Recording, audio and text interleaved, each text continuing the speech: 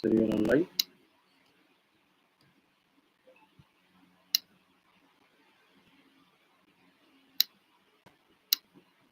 Good to go.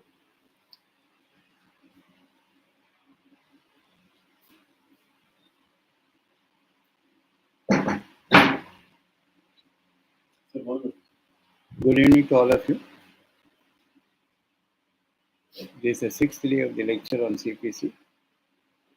To recap what we have done yesterday, we were dealing with Order 32. Order 32 deals with what is called suits by or against minors, persons of unsound mind, and unsound mind. Here, as far as a minor is concerned, a minor is supposed to be incapable of entering into a contract. In Section 11 of the Contracts Act clearly says that a contract with a minor, person of unsound mind, intoxicated person, and also a person otherwise incapable of entering into a contract is void ab initio. So here, the Contracts Act clearly says that a contract with a minor is void. That means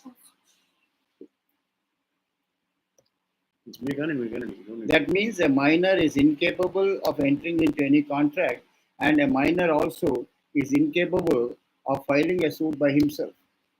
This is a provision which provides for a contingency where the minor's interest is involved, how a minor has to file a suit.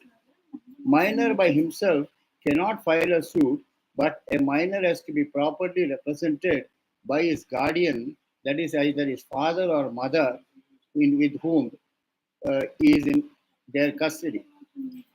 Here, when a suit is filed by a minor, let us say, the suit has to be filed like the so-and-so, minor, represented by his or her natural guardian, so-and-so. Then the question of natural guardian depends upon the the caste to which the persons belong. If he or she is a Hindu, till 5 years, father is the natural guardian, and above 5 years, the mother gets the custody. But as far as a female child is concerned, the mother has the custody or the natural guardian till she attains the age of majority. So, whenever a suit is to be filed by or against a minor has to be properly represented. That is by appointment of a guardian.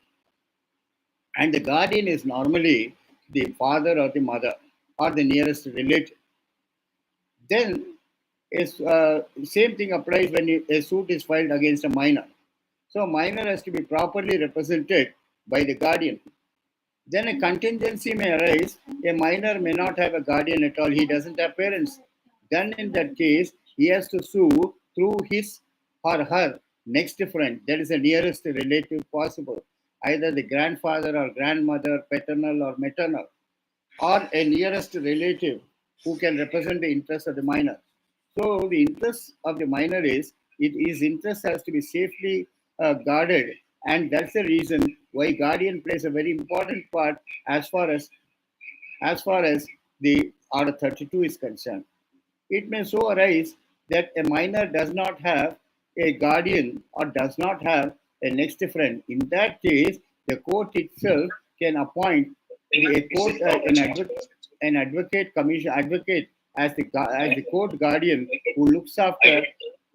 Please, sir, please no crosstalk, please.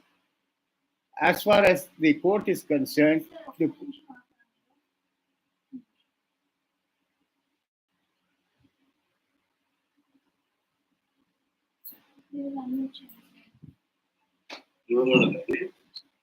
Still talking.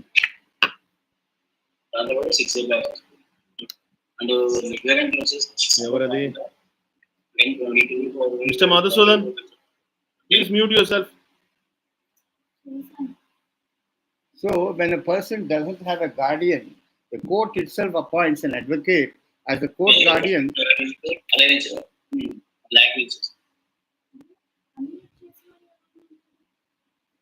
As a court guardian to take care of the minor and prosecute or defend the case for and on behalf of the minor. Then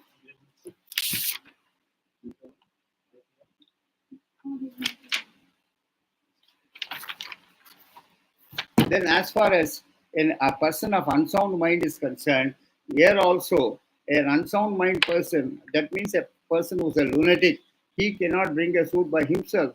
He has to be represented by his guardian, by his next friend, that is his father or mother or whomsoever it may be. Then this is what all we have done yesterday as far as order 32 is concerned. And then we have also discussed various other aspects, that is suits filed by firms, suits filed by corporations, suits filed against the government, and suits filed by executors, trustees, and administrators. That is Order 31. Today we go into a very important provision called Order 34, 33, 34. Here, Order 34 speaks about mortgage suits. Normally, sir, most of you are practicing advocates.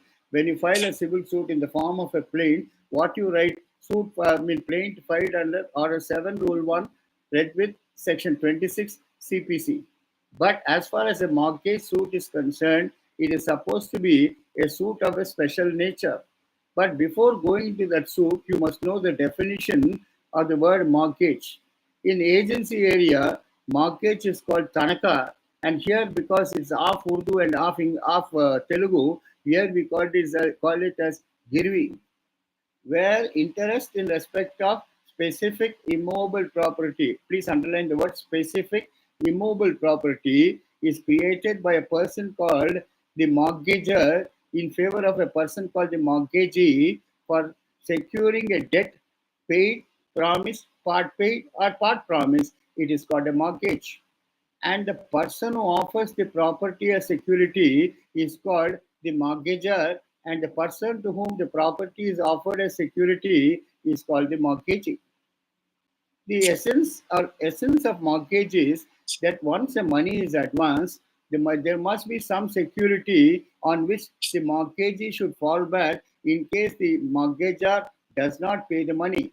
Please remember, in the money market, please remember, if you want a loan of 10 lakhs, you must provide a security of nearly 20 lakhs or 30 lakhs, because always a fear will be in the minds of the mortgagor that if I do not make the payment, my property, I lose the property. That is the reason an interest is created in specific immovable property. What do you mean by interest created in specific immovable property? Means we will have to fall back on Section 58 of the Transfer of Property Act, which prescribes various kinds of mortgages. First and foremost is 58A, which says it's a simple mortgage. What do you mean by a simple mortgage? Simple mortgage means where there is a personal undertaking on the part of the mortgagor to pay the money, and in default, he creates a charge over a specific immovable property over which the mortgagee can proceed in case of default. So, the essence of a simple mortgage is the mortgagee can proceed both personally against the mortgagor, or even proceed against the property where a charge has been created.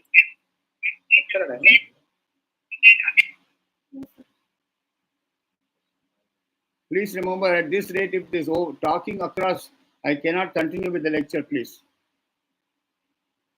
Then, in a simple mortgage, what happens is there is a personal liability, and on failure, there is a charge on immovable property. What do you exactly mean by charge? Charge is defined under Section 100 of the Civil Procedure, Transfer of Property Act, where a property is earmarked for the purpose of securing the loan of the mortgagee, and a charge means it's a sort of saying that you cannot sell the property, you cannot alienate the property, or you cannot encumber the property, and the property will be kept for the benefit of the creditor or benefit of the mortgagee. That is what is called a charge. Section 100 says a charge is created by an agreement between the parties where a specific immovable property is earmarked for the benefit of the creditor or benefit of the mortgagee. It is called a charge. Of course, what is a charge? What are the different types of that? When we go to transfer of property act, I will deal with that. But here, first and foremost, is a charge on. An interest is created in respect of specific immobile property. That means to say that in case of my default, you can proceed against that property, get that property sold, and then recover your money. That's the meaning of interest. Interest can be what is called by various means. It can be by providing the title documents or creating a charge out. But the easiest form of mortgage is simple mortgage. And one thing important you must remember is side by side, every transfer or interest created in respect of immobile property, which creates, extinguishes, or releases the rights, has to be in writing and has to be duly registered. That is the provisions of 17B of the Registration Act, which was introduced in 2001 by the Amending Act, effective from 1/7/2001. So, a transfer of, an interest created in immobile property of the value of 100 and above has to be in writing and has to be duly registered. Under Section 17 of the Registration Act, a mortgage is compulsorily registrable. Then we come to mortgage by conditional sale. That is 58B, which says that where the mortgagor ostensibly creates an interest over immobile property and says that I shall pay the debt within a particular date, and in case I do not make the payment, you can proceed against that property, bring a suit for foreclosure, that is extinguishing the rights of the mortgagor, getting back the property, and then recover your debts. That is mortgage by conditional sale. Then you got in mortgage by conditional sale itself, mortgage by conditional sale with condition of repurchase. Of course, now no one is so honest, sir, to execute a reconveyance deed. To say that you ostensibly sell the property, create an interest in immobile property, but you say if you pay back the debt within 3 years period, the property will be reconveyed back to you and the securities taken will be duly cancelled. Then we go to the third type of mortgage called usufructory mortgage, that is 58C, which means where possession of immobile property is delivered by a person called the mortgagor to the mortgagee for securing a debt with a pre-added condition that if the debt is paid within a particular date, the sale shall become void and the property will be reconveyed back to the mortgagor and the securities be handed over. And on the failure of the mortgagor to pay the money within the stipulated date or the extended date, as the case may be, the mortgagee can straightaway file a suit for sale and sell the property that has been offered as security. That is English mortgage. That is the essence of English mortgage is date is fixed for payment and the date is also fixed to clear the mortgage. That is English mortgage. Of course, it is not prevalent in India. The fourth type of mortgage which is prevalent is that possession, that is usufructory mortgage. In a usufructory mortgage, what happens is title remains with the mortgagor, but what is delivered is only possession. And possession is delivered to the mortgagee as a security for the due repayment of the loan, which is paid promised or part paid or part promised. And here the repercussions are that in usufructory mortgage, a suit for redemption cannot be filed. Why? Because title still remains with the mortgagor. What can be done is, if the mortgagor wants to get back the property, he has to file a suit for possession and not for redemption. Here, what is the benefit the mortgagee gets, sir? The rents, profits, annuities, or the share of crops which the mortgagor would have received in respect of that property from time to time. The mortgagee can collect the amount and then appropriate it towards the mortgage debt. That is what is called usufructory mortgage. And the mortgagee also cannot file a suit for foreclosure. What he can do is he can straight away bring that property to sale and then recover his money. But this type of mortgage is normally prevalent among the film in the film industry, because someone finances the film, production of the film, and then some immobile property belonging to the mortgagor is possession is given to the mortgagee, where he can collect the rent, share of profits, annuities, etc. Then we come to the next type of mortgage called anomalous mortgage. Anomalous mortgage means, I think you know, gender. That is, you are neither a male nor a female. That is eunuch. Of course, it's not exactly that, but it's a combination, an agglomerate of two or more mortgages contained in a single document. There, where there's a personal liability to pay, a charge is created on immobile property, a date is fixed for payment, and a date is fixed for reconveyance, or possession is delivered, date is fixed for handing over possession, so on and so forth. Where two or more mortgages are contained in a single instrument, it is called an anomalous mortgage. But please remember, we as advocates don't draft anomalous mortgage because sometimes to determine the rights of the parties, we ourselves become anomalous. It's something like vegetable pulao, where you find carrot, potatoes, then cabbage, so on and so forth, where many vegetables are used in preparation of that particular dish. Anomalous also is like that. Anomalous is nothing but a combination or agglomerate of two or more mortgages contained in a single instrument, and the rights and liabilities of the parties is determined according to the contract between the parties. Then the last and most important type of mortgage, which is now prevalent, is called mortgage by deposit of title deeds. That is section 58F, which means where the mortgagor, by his orally or through conduct or through implication, deposits the original documents of title pertaining to himself or to a third person who furnishes security for the due repayment of a loan paid, promised, or part paid or part promised. It is called a mortgage by deposit of title deeds. But most of the bankers loosely use the word equitable mortgage. Please remember, we do not recognize a mortgage by inequity in India. It is also called an unconventional type of mortgage. Why? Because I told you earlier that every interest created in immobile property by way of mortgage has to be in writing and has to be duly registered. Here, one important thing you must remember is the document should not be reduced to writing. If it is reduced to writing and you say what is the loan that is advanced and also the terms of repayment, please remember it becomes a conventional type of mortgage and it requires stamping and it requires registration.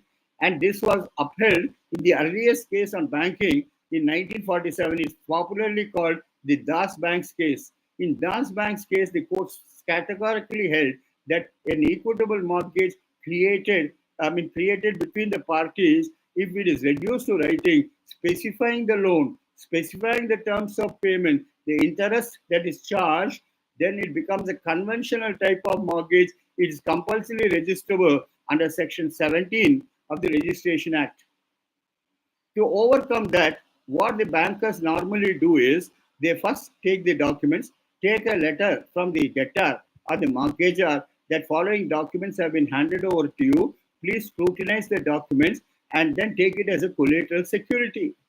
Then the banker, what he does immediately is he goes to the legal counsel, whoever is appearing for the bank, and asks him to scrutinize the documents and give his legal opinion. And thereafter, he takes a letter from the mortgagor or the surety that the original documents of title so and so, so and so, so and so have been deposited by me with due for the loan facilities to be granted to so and so, so and so.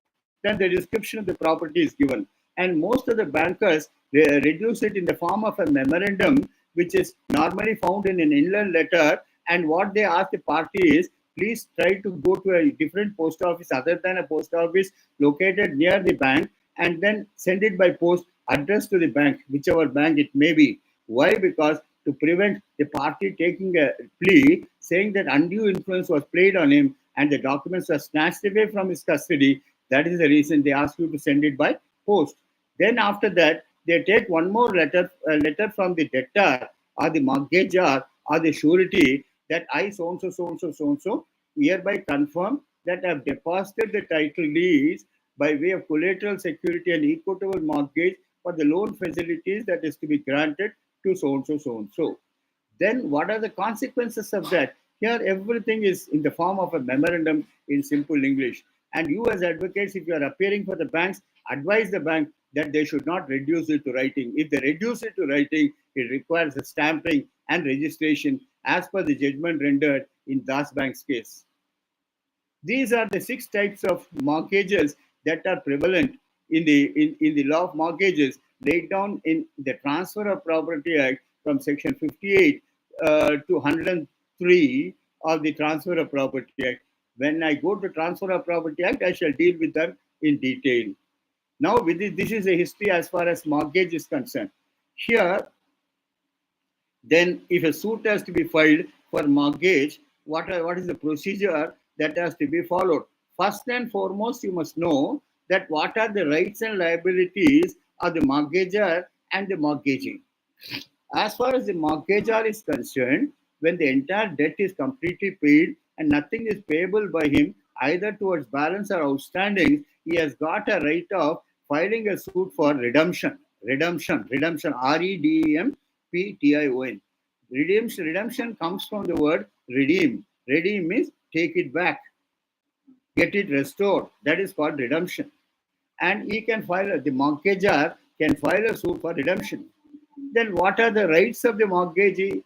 Mortgagee need not wait for the mortgage period. He can straight away, when the money is due and payable, he can bring a suit either for payment of money, that is personal liability, and also for on failure to have the charge enforced regarding the property that has been offered as security, and or he can get the property sold by public auction in enforcement of the charge which has been created or where the security has been provided. This is what when the mortgagee files a suit, he is entitled to file a suit for foreclosure, FORECLOSURE,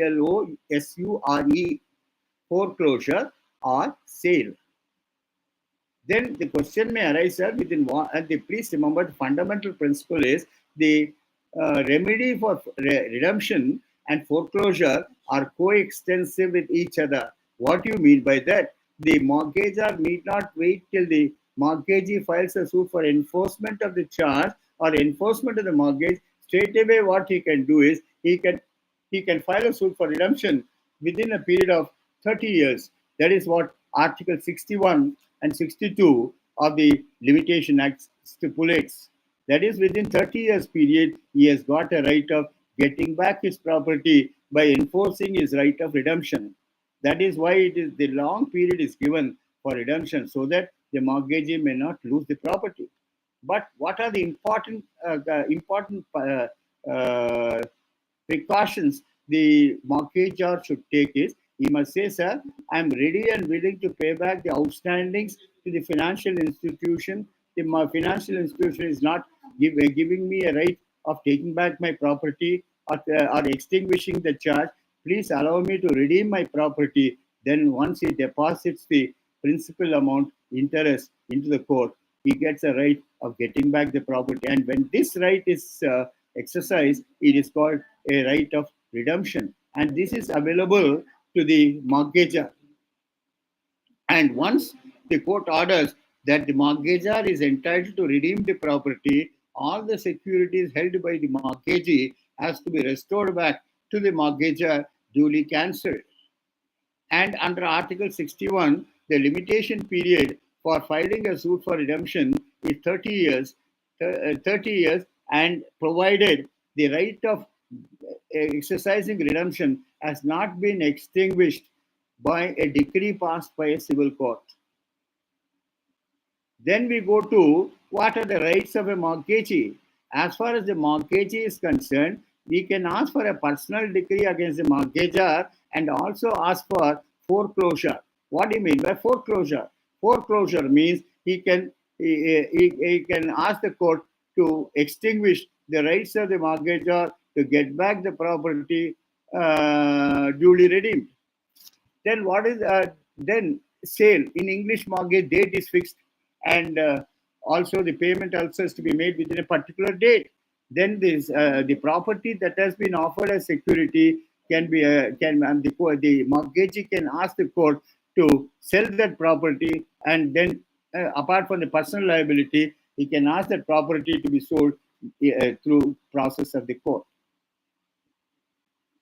Then, as far as suit for usufructory mortgage is concerned, a suit cannot be filed for foreclosure or sale because possession is with the mortgagee, no doubt, but title remains with the mortgagor.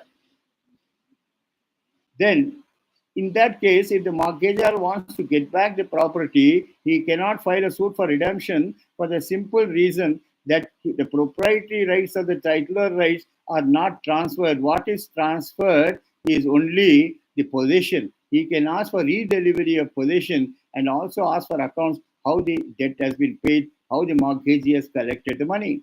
And in a suit filed for possession, if the court is satisfied that the mortgagor has paid the money and is ready to pay the balance, if any, disclosed by the mortgagee, then the mortgage will be directed to redeliver possession back to the mortgagor. Then you go to what is called mortgage by deposit of title deeds. In the case of mortgage by deposit of title deeds, when a suit is filed for, let us say, enforcement of the mortgage, a personal liability can be enforced, and the mortgagor will be directed to pay that amount which is due and payable under the mortgage, and in default, a preliminary decree can be passed whereby the mortgage, all the rights of the mortgagor can be extinguished. Of course, the question is equity of redemption will be granted. Mortgagor will be given time within which time he has to pay back the money, principal, interest, and cost of the litigation. And once the amount is deposited into the court directs the mortgagee to hand over all the securities held and possessed by him to the mortgagor, mortgagor, and the court also records what is called full and final satisfaction. This is as far as the practical aspect is concerned. Now we come to the aspect of filing a suit, how a suit has to be drafted. Please remember, most of us as advocates commit a mistake when we enforce a mortgage. When we enforce a mortgage, either we ask for redemption if you are the mortgagor, and you ask for foreclosure or sale in case you are the creditor, or in case you are the mortgagee. In this case, all suits under mortgage has to be filed in the court under the provisions of Order 34 Civil Procedure Code, not under Order 7, Rule 1 and 2 CPC. Please make a note of this. This is a very important provision which you have to mention. If let us say you got a charge over the immovable property and you do not mention it correctly, you do not mention the provision of law correctly, and the court does not know whether it's a simple money suit or it's a mortgage suit, please remember your client will be a loser if you're the creditor, because the question is you cannot proceed against that property if you have not correctly mentioned the provision. So all suits for mortgages have to be filed under the provisions of Order 34. Then what are the contents of a plaint? Let us come one by one. If it's a suit for redemption filed by the mortgagor, what are the contents you have to mention in the plaint?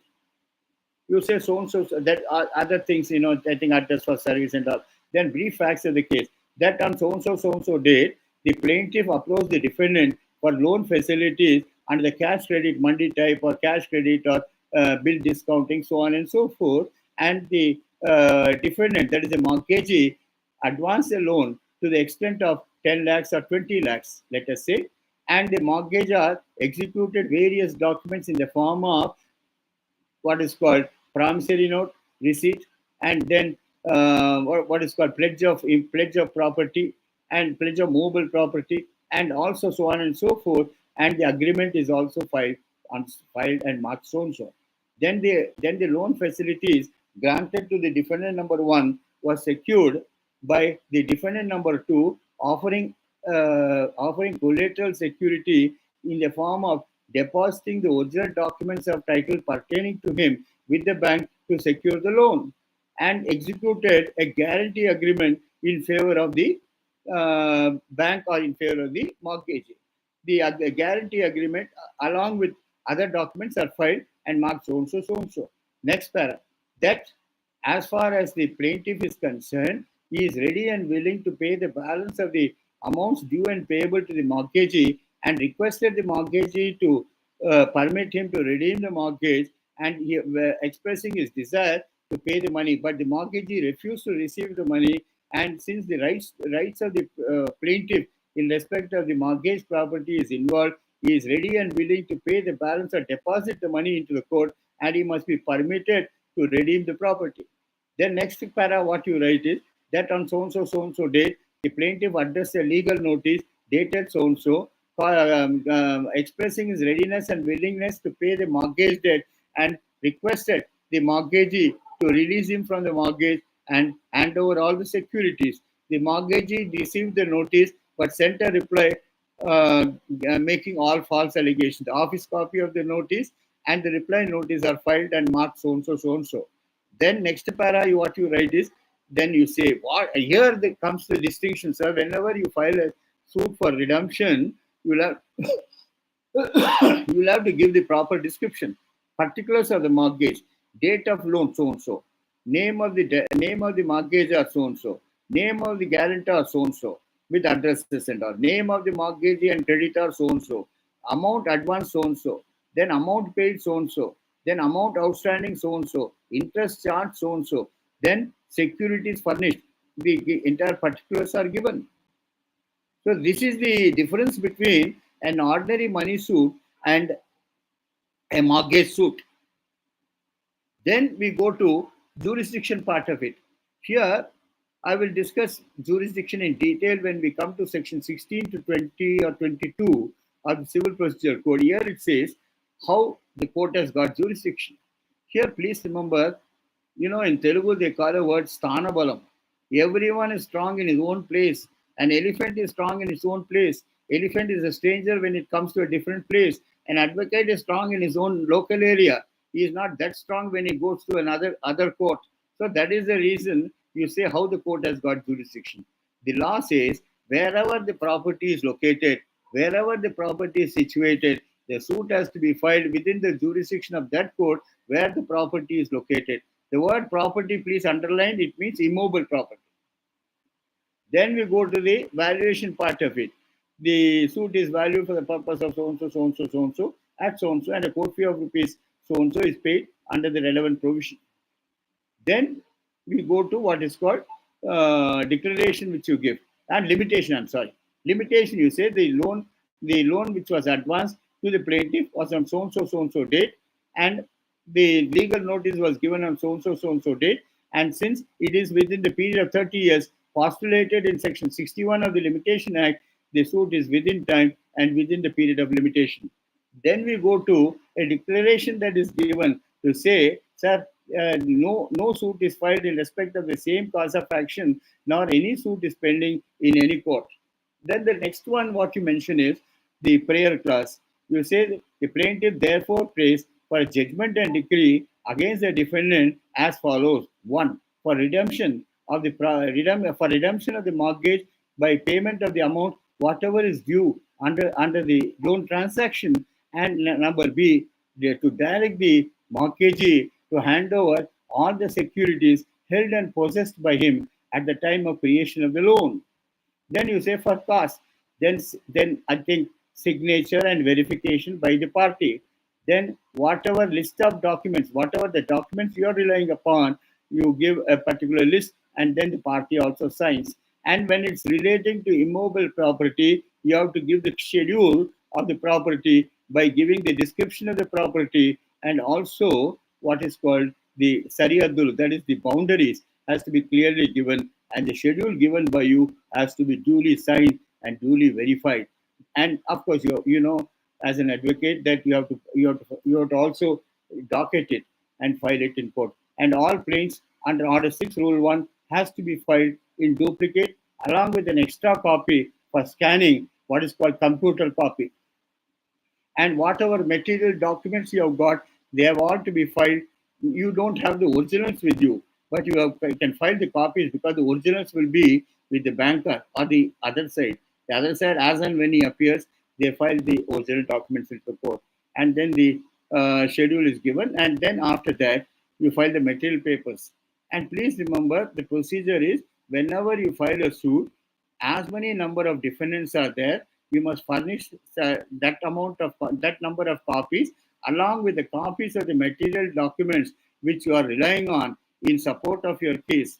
Please remember one thing is a distinction here has to be made between a suit document and a evidentiary document.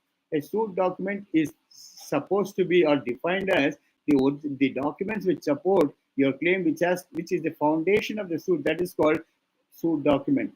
As far as evidentiary documents are concerned, they are the correspondence and they are the letters exchanged between the parties which substantiates your defense and which you can confront at the time of cross-examination. And please remember, evidentiary documents need not be filed along with the suit. It can be confronted to the witness as and when he or she or they appear. Then we come to the rights of the mortgagee. What type of suit the mortgagee has to file? The mortgagee will have to file a suit under the same provision, but the title is Suit for Foreclosure and Sale of Immovable Property. The same particulars which the mortgagor follows, yes, the mortgagee has to state. But what is important is a particular paragraph devoted to the nature of the devoted to the transaction. That is the date of loan, amount disbursed, interest charged, name of the mortgagor, name of the guarantor, name of the mortgagee, name of the mortgagee or the creditor, then documents which are furnished to you, then the documents which are executed, then you give the description of the property which is offered as security and the total amount outstanding also you mention.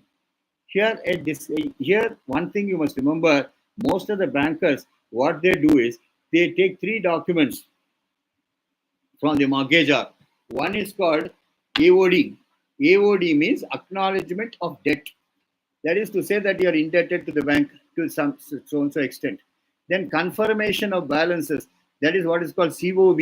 COB means you say in the quarter ending so and so, so much amount is due and payable by you to the bank or to the mortgagee. Then they also take what is called revival letter. Revival letter is whatever document you admit your liability and say that whatever documents are taken at the time of the disbursement of the loan is disbursement of the loan together with the documents taken, you mention it clearly. Then the court fee, deed fee, and all this. But one prayer also is to say to direct first clause should be the plaintiff therefore prays for a judgment and decree against the defendants jointly and severally as follows: A, for payment of rupees so for recovery of rupees so and so due under the mortgage. B, on failure to pay the money, a suit, the rights of the mortgagor may be foreclosed and the property be brought to sale through enforcement of the mortgage. Then C, for cause of the suit, signature verification, and also the list of documents that are filed along with the suit, signed by the person concerned, and then the schedule of the property that has been offered as security along with the boundaries. But one important thing we must remember is when a suit has to be filed for enforcement of mortgage under Article 62 of the Limitation Act, a suit for enforcement of the mortgage should be brought within 12 years and not 30 years as it is given to the mortgagor. So suit has to be filed within 12 years. Here, one more important thing you must remember is most of the public sector units also, which are advancing housing loans to their employees, they are also insisting on what is called a written mortgage or a registered mortgage. The reason being, sir, you got a document called Takattu Patram or what is called the encumbrance certificate.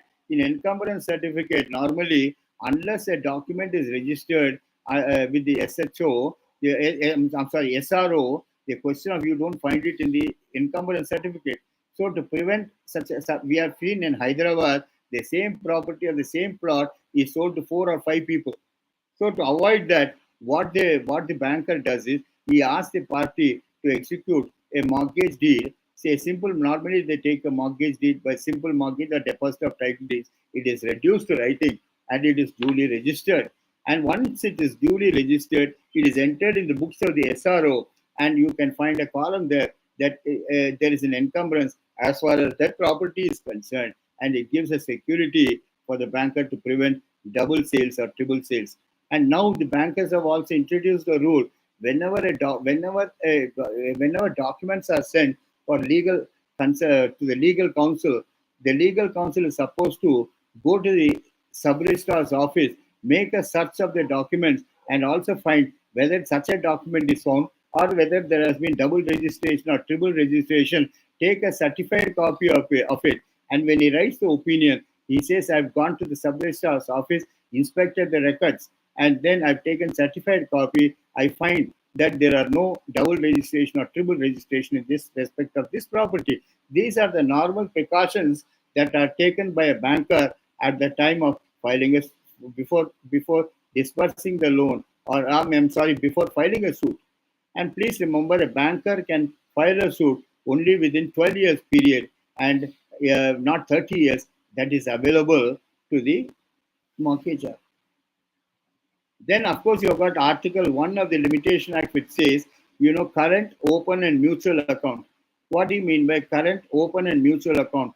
Please remember, no loans are sanctioned, no loans are given without a current account being open. Current account does not carry any interest, and you have to start it with a minimum balance of 500 rupees or 1000 rupees, and you are given a book for deposit. That is, all your transactions will have to be mooted through your current account, and it has to be routed through the bank, and you cannot escape your liability.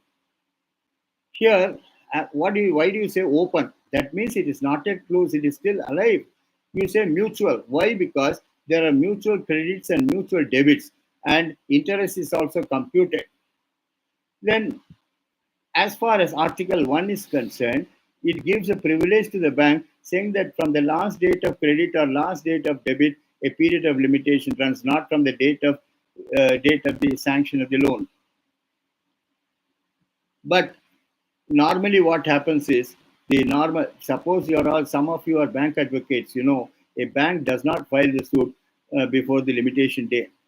What they do is, they try to request the debtor at least to pay 100 rupees or 5,000 rupees towards the loan account, so that he gives him time.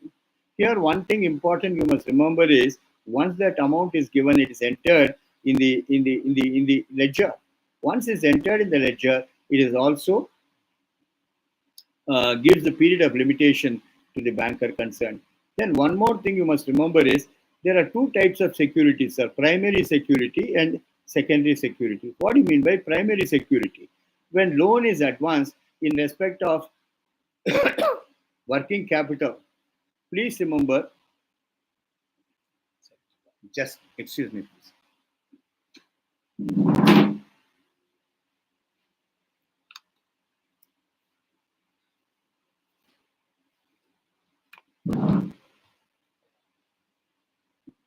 Once loan is advanced for a business purpose, then in that case, it is taken agreement of pledge for in respect of materials. That is what is called, once the bank advances money, it does not advance it immediately. That's why they say limits. They advance it stage by stage, stage by stage. And whatever goods or raw materials are purchased, there is a charge on that particular property, as far as the banker is concerned. Then the raw material is converted into a finished product, and the finished product also the bank has got a charge. After the finished product comes into the shop, what they do is, the finished product is sold in the market, and then once it is sold in the market, the sale proceeds will have to be deposited into your current account towards the discharge of the loan. You cannot route it through some other channel except the current account, and because the banker has got the first right over the raw materials or the finished product also. Such a type of charge is what is called a floating charge. Floating charge is, once a leaf floats in water, it remains on top itself.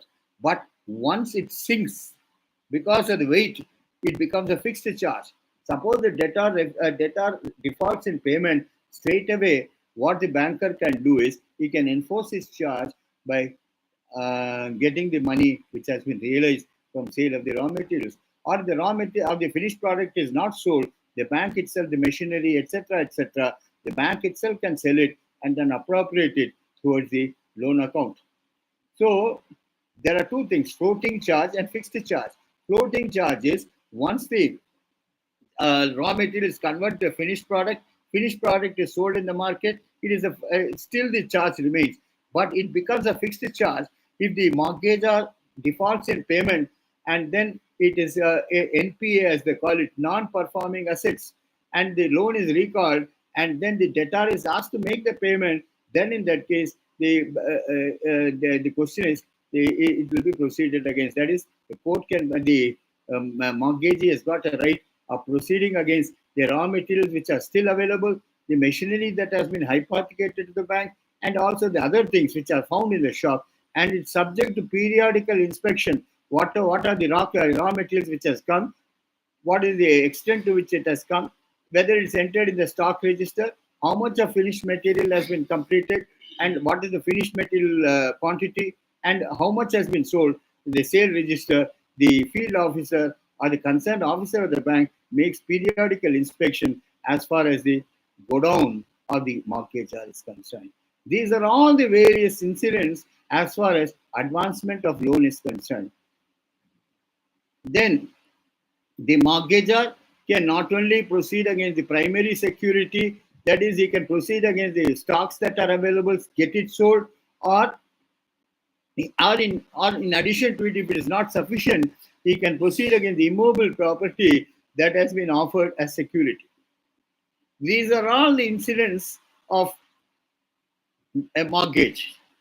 Then what are the contents? Are the same contents what you mentioned as far as the redemption suit is concerned, but you give the description of the mortgage, particulars of the mortgage in a tabular form, and all documents in original have to be filed in the court. Then again, I will try to make out a point here, sir. Most of us, when we file a money suit, we file what is called the khata, or the account book that is maintained. We file it in original, or you file an extract, or get it compared to the original and found correct in the extract also is available. But at the time when the suit comes up for trial, the original documents have to be filed into the court. And why it is to be brought before the court is that you can prove a claim only by filing the original documents. But as far as a banker is concerned, or a financial institution is concerned, which comes directly under the RBI, you can file an extract of the account, because the original ledger cannot be brought into the court, duly certified by two officers of the bank, and then duly signed and duly sealed. It has to be filed into the court. An extract can be filed as far as the account books are concerned. These are all then contents the same. I've discussed about the contents also. Then the question is,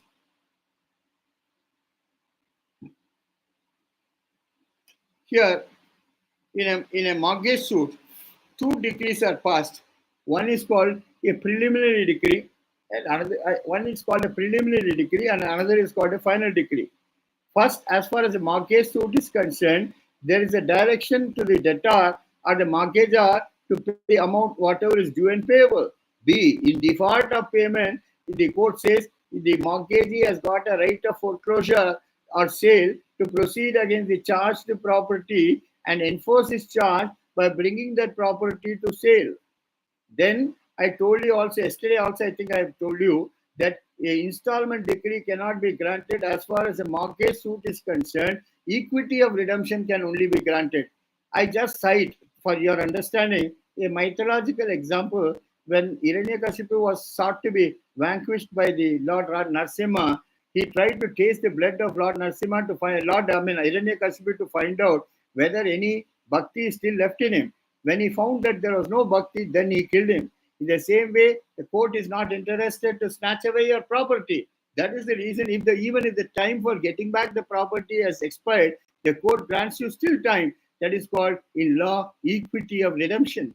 That is, it gives you 3 months time or 6 months time to get back the property or pay back the debt. And only when you pay back the debt, the court allows you to get back that property. That is what is called equity of redemption. But please don't be under the impression, sir, a suit ends with the lower court. Please remember, Even the suit wants to end, your party wants to end, you don't allow it to end because you go in appeal, you go into the High Court, you go to the Supreme Court. Ultimately, when it comes back, you will have to pay the money. You cannot avoid. Interest goes on accumulating as far as the decretal debt is concerned. Then in that case, then what happens, sir? Once it becomes final and the mortgagor does not pay the debt within the time that is granted for exercising the right of redemption, the property that has been offered as security will be put to sale, and then the proceeds recovered. And in case of any shortfall, the mortgagee has got a right to proceed personally also against the debtor to recover the debt. So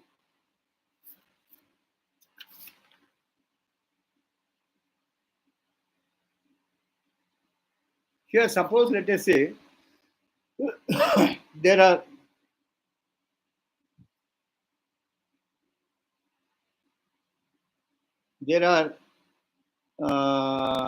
there are what is called recovery. Suppose, let us say, the amount that is realized from out of the sale of the property or the mortgage property is not sufficient to satisfy the debt, then the mortgagee can proceed personally against other properties or the mortgagor and recover the money. The debt of the mortgagor does not get extinguished just by selling the mortgage property. Other properties also can be proceeded against as far as the mortgage is concerned. Then suppose, let us say, there are more than more than two mortgages. You know, there is one maxim. Of course, when I go to TP Act, I'll discuss qui prior et tempore potior et jure. That is, one who is prior in time normally prevails. Suppose there are two or three mortgages. Then in that case, one first mortgagee, second mortgagee, third mortgagee. But as far as the first mortgagee is concerned, who is a secured creditor, he walks away with the money, whatever is due and payable, and whatever is due and payable to the other mortgagees, they can also bring a different suit, but they can participate in the proceedings and say they'll have a second charge, third charge, fourth charge. So the first mortgagee normally gets the entire amount, and then only the puny mortgagees get their money. Then once the mortgage debt is completely deposited or paid into the court, what is the duty of the mortgagee? He has to return back all the securities duly cancelled, and also get a full satisfaction also recorded. But in case he does not do it, the mortgagor himself can file a petition before the court. Sir, I paid the entire debt. Here is a receipt. Here is the payment which I have made. Please direct the mortgagee to hand over all the documents to me duly cancelled. Then in appropriate cases, the court can always pass an order directing the mortgagee to hand over all the documents which have been taken for securing the debt. And then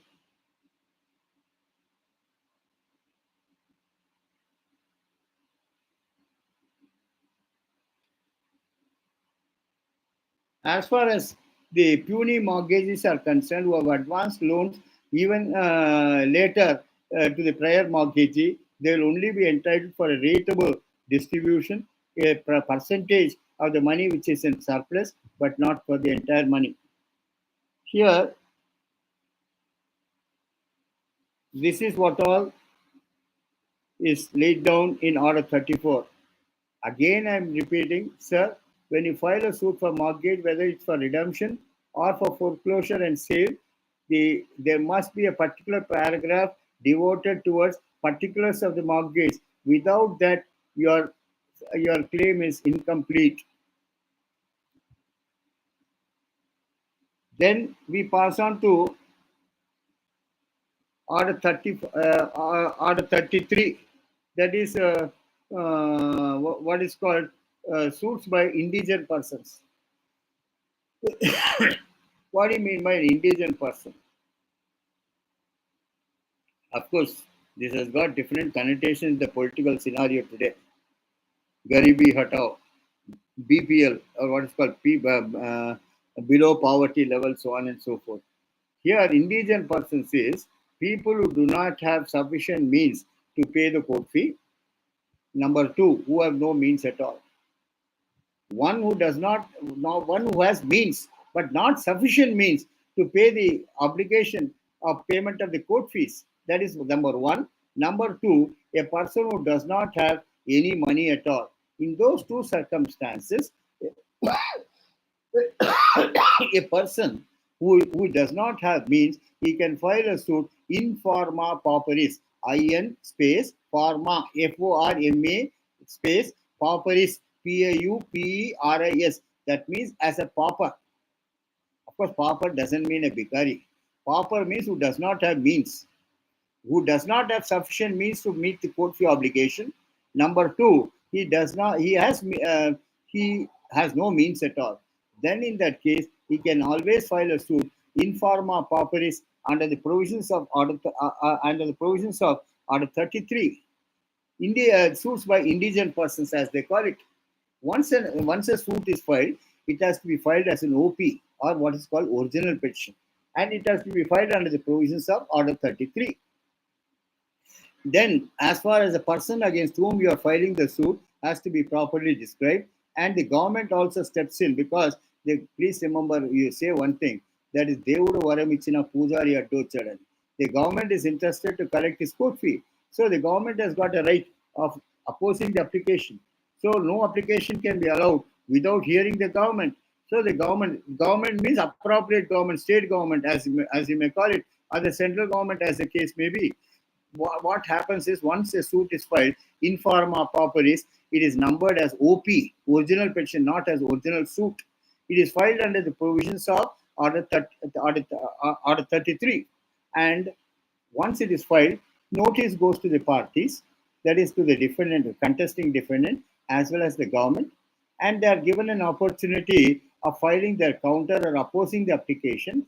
Please remember, the contesting defendant will always try to pick holes in the suit that is filed by saying, sir, this man has got means, he is just hiding certain properties which he has got, and he can pay the court fee, sir, let him pay the court fee.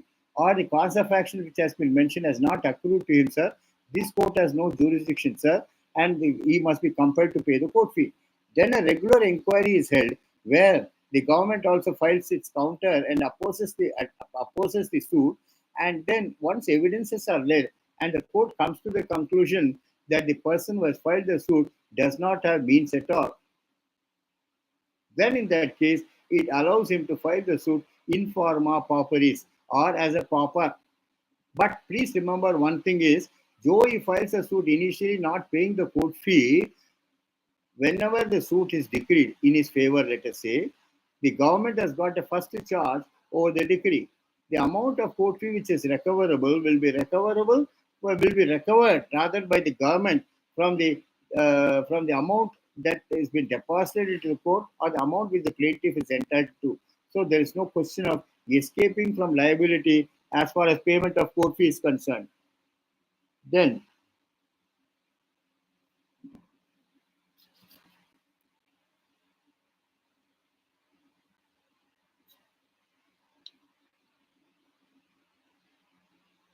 here one thing is this: once the OP is filed, it doesn't mean that it will be allowed immediately.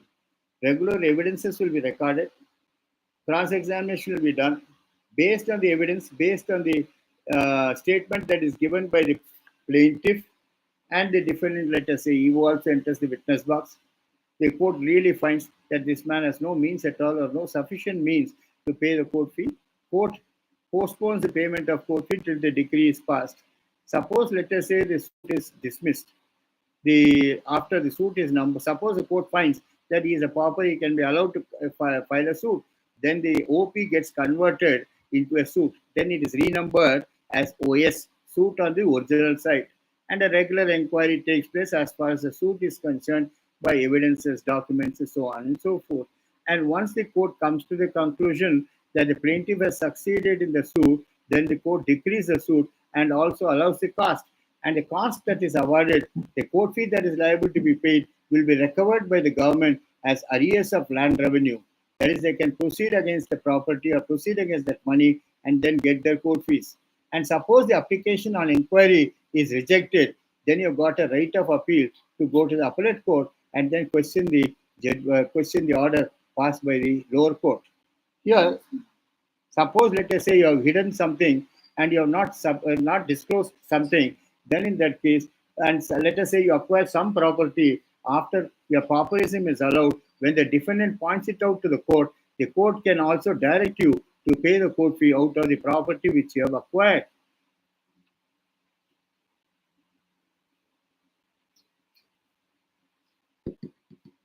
Then whatever defenses you can take by way of set off or counterclaim, you can always claim in such a suit. So this is as far as Order 33 is concerned. We have completed orders till Order 34. Tomorrow we'll continue and then we'll go to interpleader suits and most important suit also summary suits laid down in Order 37. Now the time comes for interaction, please.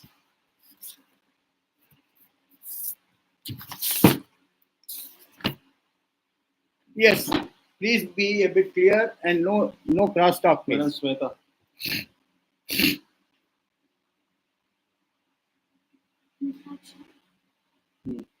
Sweta. Unmute her. Sweta, you can go ahead with the question. Sir, I just want to know the difference between RMOTD and simple mortgage, sir. Pardon? Simple mortgage and registered mortgage, sir. Yes, sir. As far as simple mortgage is concerned, it is also a registered mortgage. But there we say there's a personal liability on the payment on the part of the mortgagor to pay the debt, whatever is been advanced, isn't it? That's the first one. Then on failure of payment of the debt, a particular property will be earmarked for the benefit of the mortgagee, and the mortgagee will have a charge over that property over which he can proceed in case of default made by the mortgagor. The advantage of this simple mortgage is you can proceed both personally against the mortgagor and also against the property which has been offered as a charge. Am I right? That is as far as simple mortgage is concerned. But as far as the registered mortgage is concerned, what you are asking is this simple mortgage also is registered. But a registered mortgage is it comes in the case of an English mortgage, or it comes in the case of mortgage by deposit of title deeds, where the original title deeds are provided as security for the payment of the loan. Then in that particular, or let us say for securing a home loan, then in that particular case, that document is called a registered document. It's called a mortgage by deposit of title. Absolutely, there is no difference between both of them. Both have to be registered, please. Am I making myself clear to you, please? Yes, madam. Sweta, madam.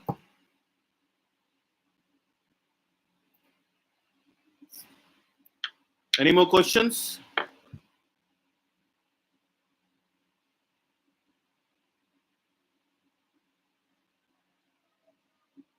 Any more questions?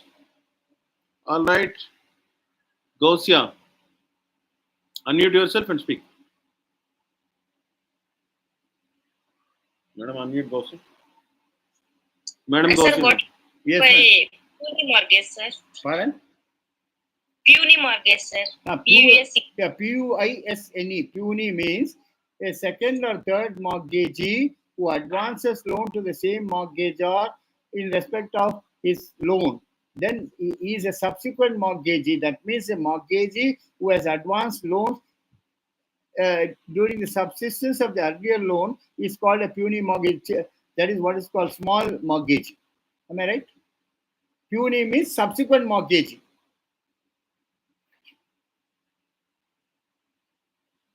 Yes. All right. Any more questions?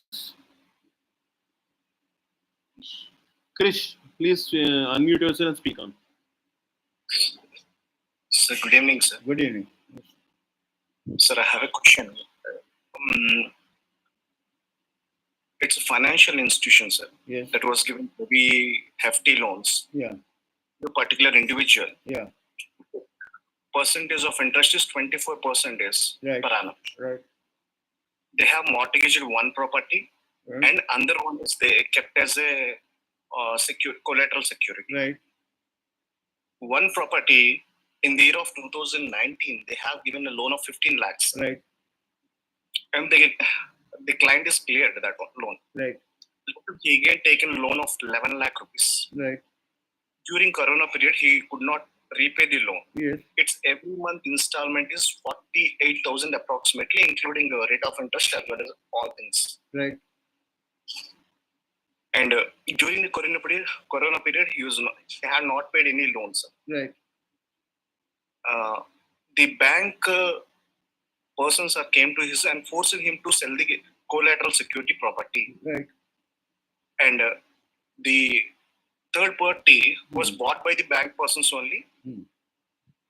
And finally, he sold the property through the registration office for an amount of 6 lakh rupees. Okay. At the time of he was selling his property, his outstanding balance is amount of 6 lakh rupees, 10 lakh rupees. Right. That amount which was sold for a property is 6 lakh rupees Right. was not given to the client. Right. It was taken by the bank, by the third party itself only.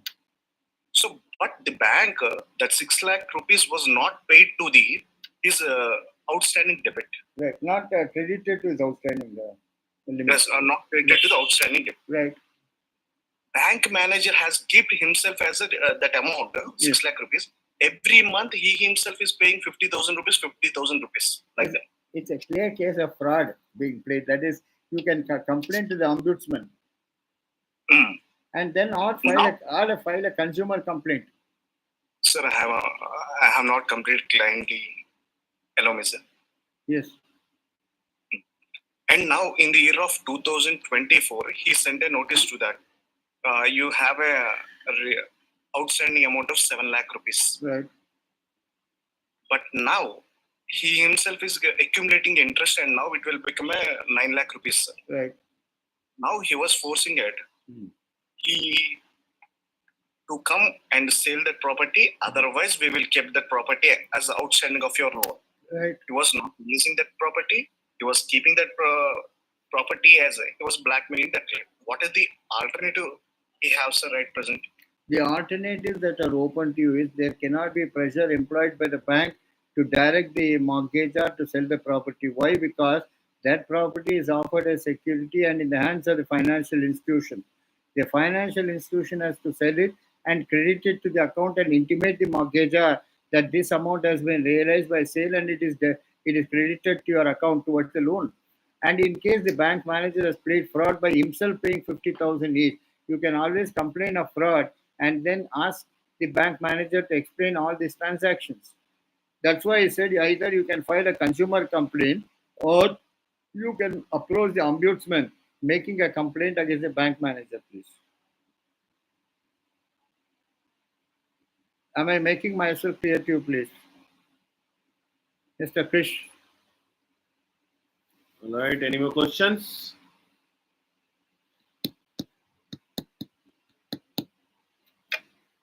Sir, my voice are unmuted. That's the reason I could not answer your question, sir. Sir, I mean, the answer for that is I told you that you can file a complaint before the ombudsman narrating the full facts, or you got the alternative of going to the consumer court that there is a deficiency of service and fraud played by the banker as far as your loan transaction is concerned, isn't it?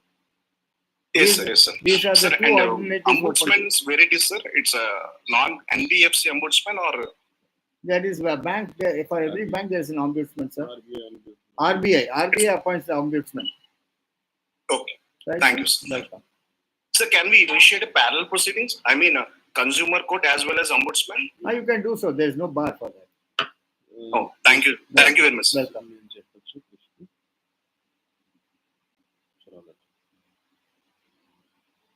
All right. Here we conclude the class today and see you again tomorrow.